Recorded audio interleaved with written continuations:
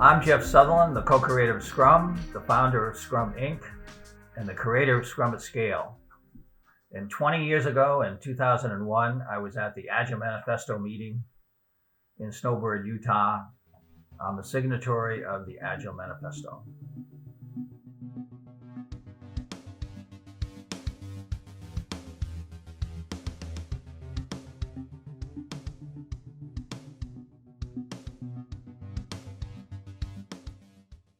Most of these people back much earlier than 2001 had been involved in discussing and working on Agile process.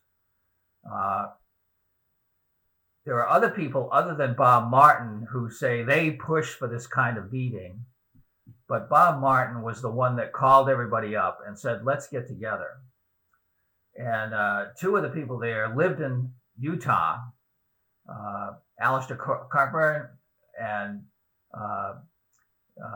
Jim Highsmith. Jim had just written a book on agile management, adaptive management, he called it.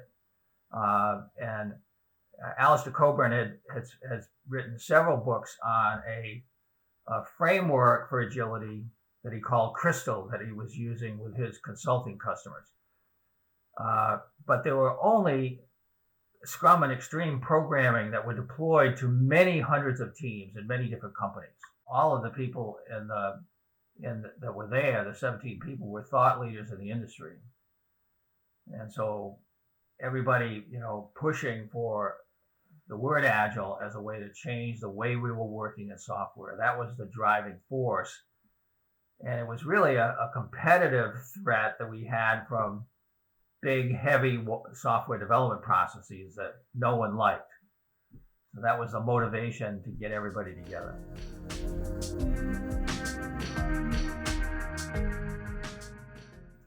Well, the first day, every person there got to talk about what they were doing.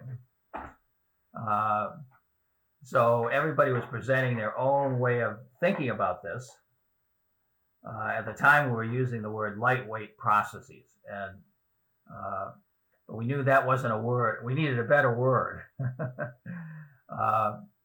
So it took us the whole day to get through everyone presenting and then talking about what are we going to call this altogether. Well, the word Agile was proposed by Mike Beadle during the first day of the Agile Manifesto meeting. And it was as a result of reading a book that's behind me on Agile hardware companies. They had formed a consortium to talk about taking lean to the next level. What did it take to make lean more responsive to the environment? Because lean is really good for efficiency, but it is not very good for connecting with customers and getting the customers really excited. So they said, Agile means lean plus you're involving the customer directly in product creation. So when we got to the end of the day, we had a list of words on a flip chart, and Agile was selected as the word that we would use. So it was a really important decision, and Mike Beadle was the guy that proposed it.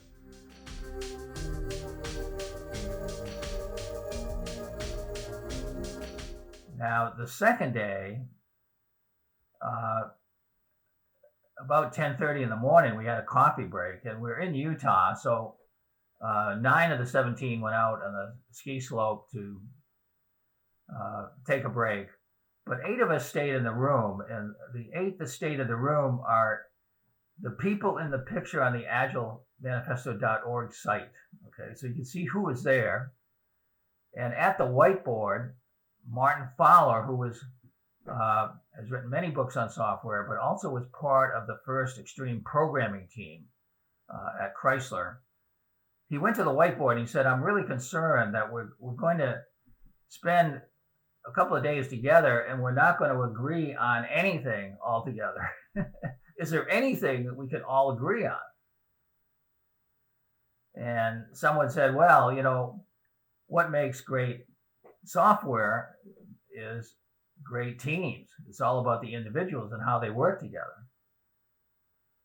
So Martin wrote on the board, individuals and interactions. And one of the tool guys, there was a couple of guys there from tool companies selling tools, said, well, what about processes and tools? And the rest of us said, well, the processes and tools usually slow you down, but maybe there's something useful. We don't want to ban them. So Martin wrote on the board, individuals and interactions over processes and tools. We value individuals and interactions over processes and tools. And then Ron Jeffries, who was on the original XP team, said, yeah, we value early and regular delivery of working software. That is the most important thing. It's way more important than documentation. And so, but people said, well, we need some documentation. So Martin wrote, we value working software. Today we'd say working product, because Scrum has expanded everywhere. We value working product over comprehensive documentation. That then led to a longer discussion. This was only about a 15-minute meeting, but at least 5 minutes were spent on talking about the customer. And I was a strong advocate because I had just come off 4 years as CTO, one of the biggest healthcare software companies in the world. And just one of our customer groups was 3,000 of the biggest hospitals in the United States. And we were constantly fighting over contracts, support, and getting the customers involved and working with us was the key to success. And the contracts often caused projects to fail. So after quite a considerable bit of discussion in this meeting, we agreed that we valued customer collaboration over contract negotiation. It's not that we didn't need contracts, but it was really the customer collaboration that was the core of what we were all about. And then one of the extreme programming guys, I'm not sure which person it was, said, and we value responding to change or following a plan, which was the mantra of extreme programming. And the coffee break was over. And I remember the other 9 guys came back in. We all stood there staring at the whiteboard. It got really quiet. It was like a pregnant moment. And one of the most technical guys that was with us, Ward Cunningham, invented the wiki and many of the software tools that people use, said, that's awesome. And nobody changed a word. So it was written unedited in 15 minutes by 8 guys. The rest of the group approved it as is. And if you talk to us now, we say, it's like we took a note, a half-page note, and put it in a bottle and threw it in the ocean, and then everybody read it. And so now Agile is a global phenomenon, right? So pretty amazing.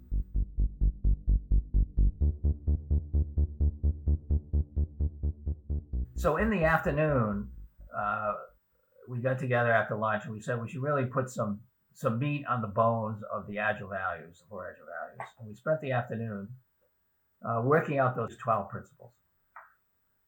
They amplify and clarify what we mean by the 4 values. It took several hours. Number one, getting the customer first and foremost. If you go into most companies, there's a lot of arguments about what should be done, what are priorities, who should do what, and who should get funded. And there's often very little discussion about the customer. They're an afterthought. So one of the major things we wanted to do is get the customer front and center, because at the end of the day, anything that doesn't make the customer happy is like a waste of time and adds no value. And that's one of the central messages that we've been trying to communicate to the industry since 2001.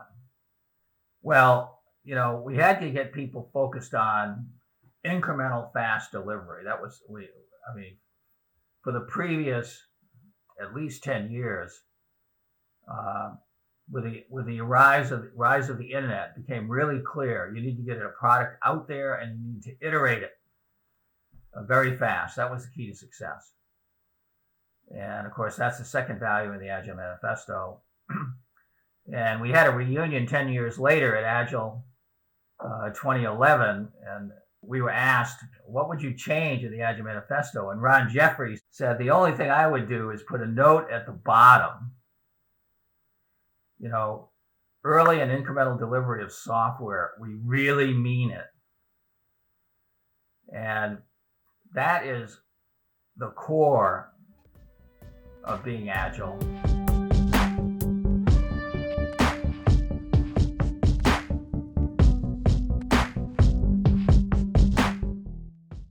Is really way beyond software. And in fact, when we recently did the upgrade to the Scrum Guide, I asked Scrum.org, I said, our business at Scrum Inc. is mostly not software business. How is it working for you? And Scrum.org said, most of our business is not software business. And that told me right away that most of the Agile in the world now is not software. So that's what's happened. It really has expanded. But let's talk about the Agile Manifesto. Every person there, 17 people, they all had their own history. And so when you're talking to any one of us, we're going to talk about our thread of history. And of course, for me, it's all Scrum. And in 2001, there were only 2 processes that were deployed in hundreds of companies, thousands of teams. And extreme programming was the most used process. It was the leading process. But what happened as people started to adopt Agile, they learned about the Agile Manifesto, they wanted to be Agile, and then they tried all these different things. Scrum has a fairly unique ability to scale to any size. And also done properly, it works as well remotely as it does face-to-face. Something that I could never have fully anticipated, how powerful a force this is, and that Scrum could do it so well. So fairly rapidly after 2001, the use of Scrum started to expand until today. By 2010, Scrum was 80% of the market, and it is today. So Scrum became very dominant. So I want to acknowledge that many of the people there were extremely important, and they may not be Scrum people. Alistair Coburn's thinking was extremely important. It is crystal. Jim Highsmith's book on, getting management to be adaptive, agile. A lot of the work we do today is really around that. We had 2 guys there from Pragmatic Programmer that were Ruby guys. Ruby is an object-oriented language, which is really the only language I program in today. I started programming in Ruby because of those guys in 2001. And so forth. Every person there had a really unique contribution to make. Everybody was adamant that they were right. Now, I think we've mellowed over the years. We've got together occasionally, and we're much mellower now that we're older. But we didn't agree on anything except the 4 values and the 12 principles. And it took us a lot of work to get those agreed